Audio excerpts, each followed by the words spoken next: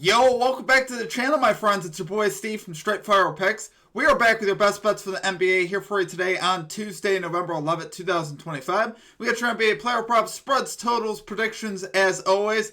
3 picks in the video. Let's lock in and get this sweet.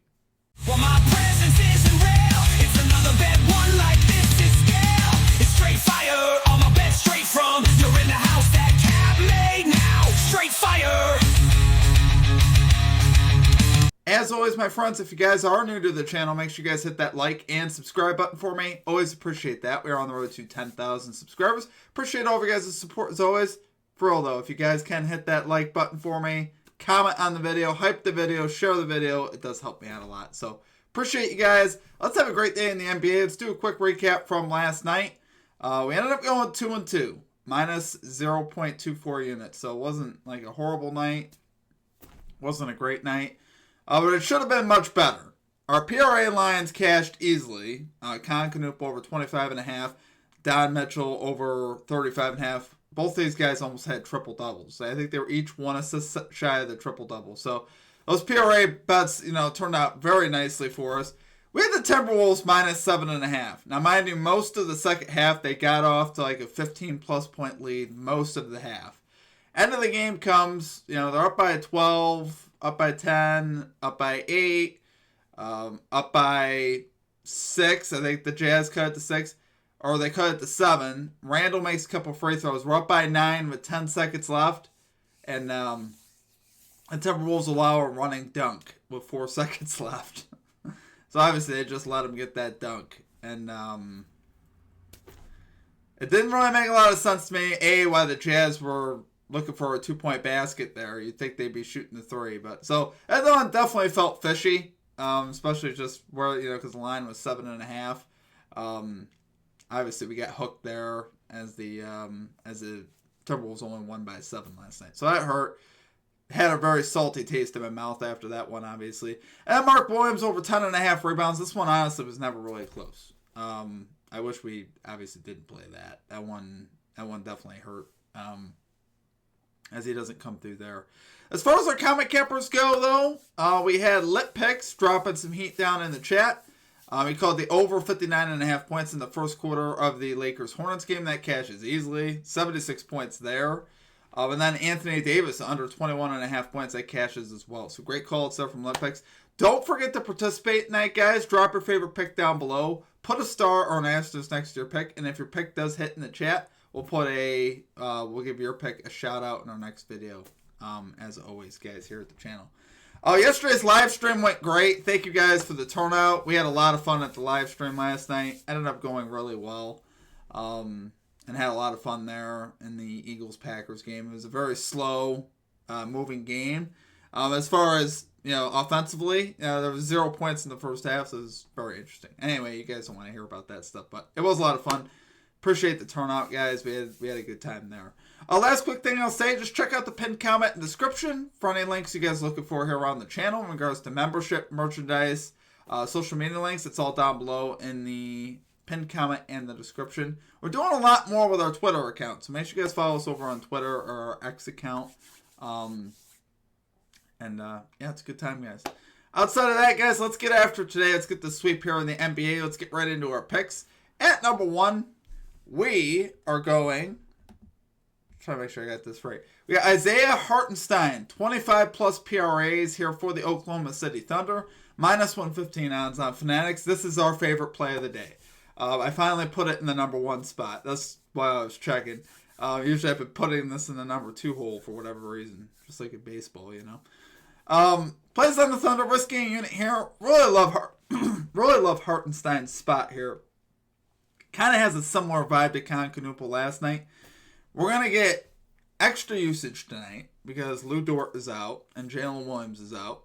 And so far this season, when Lou Dort has been out of the lineup and Jalen Williams, his usage bumps up to 20.9% off his normal regular season average of 17.2%. So I love seeing that. Love it when you get usage boost. Obviously, if you have less options, he's going to be utilized more. And this is a perfect matchup for it because the Warriors rank 28th at PRAs allowed to center. So this comes at a very good time, kind of like it did last night where we had a great matchup with the Lakers. we have a great matchup on Hartenstein here with the Golden State Warriors. So Hartenstein should really feast in the paint tonight. And he's had 2 crazy performances over the last couple games. He's posted 55 and 33 PRAs over his last 2. So you'd love to see that, obviously. He's 6 of 11 this season, which isn't amazing. But when you consider the fact that we're in a great matchup spot, and we should get, like I said, a nice volume boost here, I really love it, guys. He's 3 of his last 4 versus the Warriors to this line as well. So that's pretty solid. Hartenstein has a plus 5.5 projection on props.cash. So they think he's going to go over as well. And like I said, without Lou Dort and Jalen Williams, Hartenstein is 3 for 4 this season, averaging 37 PRAs per game. So another one of those spots where, we got to take into account who's in and who's not in the lineup today. And like I said, Hartenstein should be able to take advantage of this matchup. The Warriors really don't have anybody that can defend him. Obviously they're still going to have to worry about Chet Holmgren and SGA. So Hartenstein's still not the primary offensive piece, but he's enough of a weapon where he's going to get enough looks here. And I think he's going to be able to cash this line pretty easily. So, love it there, guys. For number 1 pick, we're going Isaiah Hartenstein. 25 plus PRAs here for the Oklahoma City Thunder. Minus 115 odds on Fanatics. Just a quick side note. It says 25.5 or 25 as opposed to 24.5 because when I woke up this morning, that's the only thing that lets you choose on Fanatics right now. It doesn't have like the over/under lines, but you could choose 25 plus PRAs for that value right there, minus 115. So, obviously, I recommend doing that. So, all right, that's it for our number 1 pick. Let's get down to our number 2 pick. We got Anthony Simons, over 2.5 threes. Here for the Boston Celtics, we got minus 120 odds here on Fanatics, risking a unit here. So we got Simons, guys, over in 6 of his last 8 games, averaging 7.4 three-point attempts per game this season. That is a spot where, for one, he can end up getting some more three-point attempts here in this particular spot, especially if Sam Hauser's out again. Would love to see that. I mean, I hope he's doing great and everything, but in terms of our bet here, I hope Hauser doesn't end up playing tonight. He is, like I said, he's on the injury report. He's what I would call highly questionable to play. But Simons here is, like I said, drawing a great matchup here with the 76ers. 76ers ranked 26th in threes allowed to shooting guards. Obviously it's a very good matchup on the perimeter. Kind of fits what Simons' style is as well. Simons' threes don't really come as much from the corners. They come usually from the top or the wings, which is where the Sixers particularly rank bad. They rank 22nd in threes allowed, either the wing or the top of the key three. So, obviously love seeing that. It's where 64% of Simons' shots come from. And obviously, like I said here, this is a great spot for him to be able to get it going here versus the 76ers. And he's been on a heater of late. So like I said, 6 of his last 8 games he's cashed this line. I love seeing that. Anytime you can get that kind of a streak in a good matchup, like I said, it's that's the things that we look for. Particularly when it matches his style. So 6 of the last 7 here qualifying shooting guards have cashed the 3-point prop versus the 76ers. So that's also great as well. Just kind of gives you an idea that their defense on the perimeter has struggled. And hopefully it continues to struggle tonight. That's what we're looking for. And Simons should be able to come off the bench there and knock down some threes. And hopefully, obviously, he gets big minutes tonight. Keep this game close. Play well. Obviously, players like this, they kind of have to come in, hitting the ground running.